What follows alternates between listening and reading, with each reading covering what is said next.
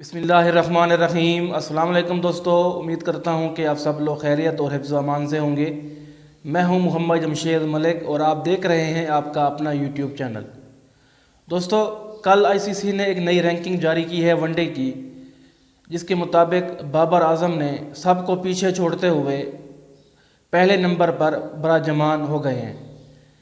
दुनिया के पहले नंबर के बैट्समैन बन गए हैं बाबर आजम। उससे पहले ये पोजीशन इंडिया के विराट कोहली के पास थी, जो कि पिछले 5 सालों से उसी पोजीशन पर बराजमान थे।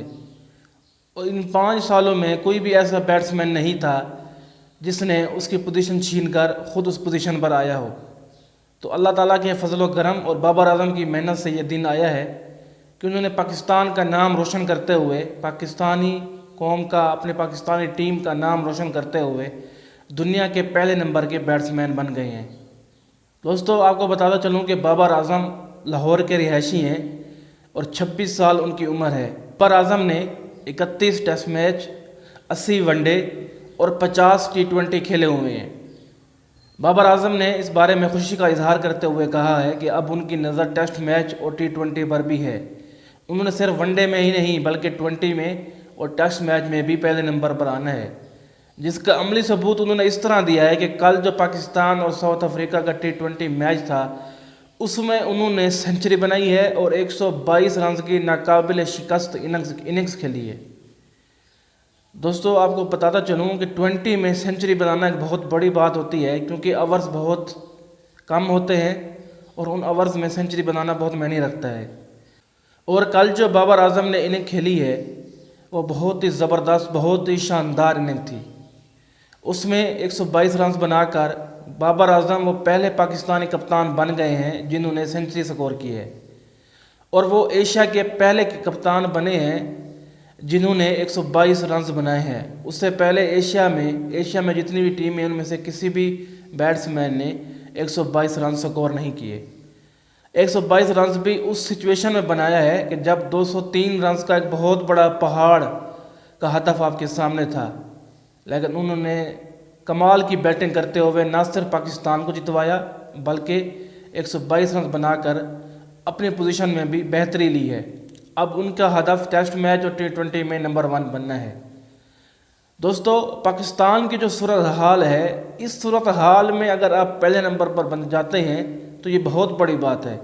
अगर हम इंडिया की बात करें तो इंडिया में जो प्लेयर्स होते हैं उनको जो सहूलियात दी जाती है वो पाकिस्तान में अभी नहीं है। पाकिस्तान में 90s में जो टीमें हमारी होती थी, हमारे प्लेयर्स होते थे, वो आजकल देखने में नहीं मिल रहे।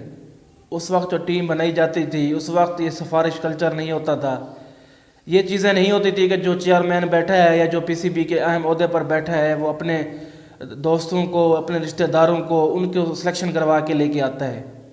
हमारे PCB के बोर्ड्स में हमेशा इख्तियारात की जंग चलती रहती है, कभी कुछ हो रहा है तो कभी कुछ हो रहा है। खेल की तरफ तवज्जो कम और आपस में इख्तियारात की जंग में सारे के सारे लगे हुए हैं। और इस सिचुएशन में आकर दुनिया का पहले नंबर का बैट्समैन बनना बहुत ही बड़ी बात है, और वो भी इतनी कम उम्र में। बाबर आजम जब से आए हैं उस वक्त से लेकर अब तक तकरीबन हर मैच में ही परफॉर्म करते हैं। कुछ मैचों में 19-20 हो जाए तो अलग बात है, वरना जब भी विकेटें गिर रही हूँ तो बाबर आजम को भेजा जाता था, और बाबर आजम जाकर ना सिर्फ मैच को संभालते थे बल्कि वो मैच को जितवाते भी थे। और इसी तरीके से उन्होंने ये भी किया है। और कल का जो T20 का मैच था उसमें बाबर आजम और रिजवान ने 197 रन की जो पार्टनरशिप की है, ये भी पहली विकेट पर एक बहुत बड़ी पार्टनरशिप है और ये रिकॉर्ड तोड़ा है।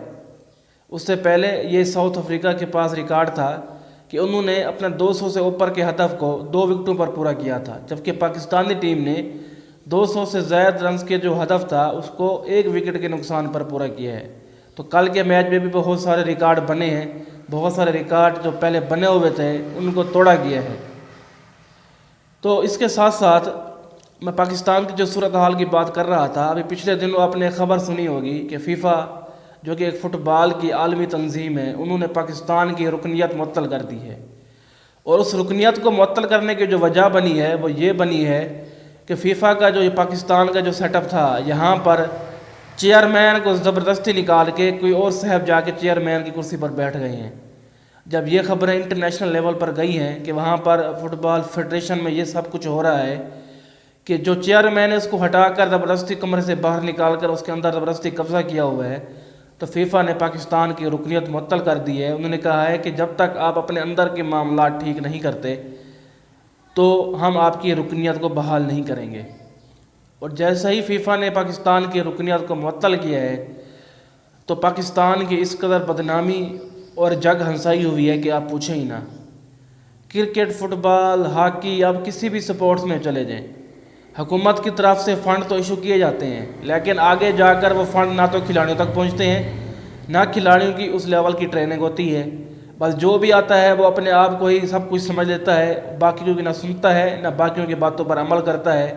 جب تک وہ رہتا ہے وہ اپنے طریقے سے نظام چلاتا ہے، اور جب ون مین شو ہوتا ہے اور آپ کسی کی بات نہیں سنتے تو پھر یہی ہوتا ہے کہ آپ کی رکنیت معطل ہو جاتی ہے۔ آپ سپورٹس میں تمام ٹیموں سے پیچھے چلے جاتے ہیں اور اپنی اور ملک اور اپنی ٹیم کی جگ ہنسائی کا باعث بنتے ہیں۔ تو یہ تو اب مجھے پتہ نہیں کہ یہ معاملات کب تک ٹھیک ہوں گے، کب پاکستان کرکٹ کی طرح باقی سپورٹس میں بھی اپنا نام روشن کرے گا۔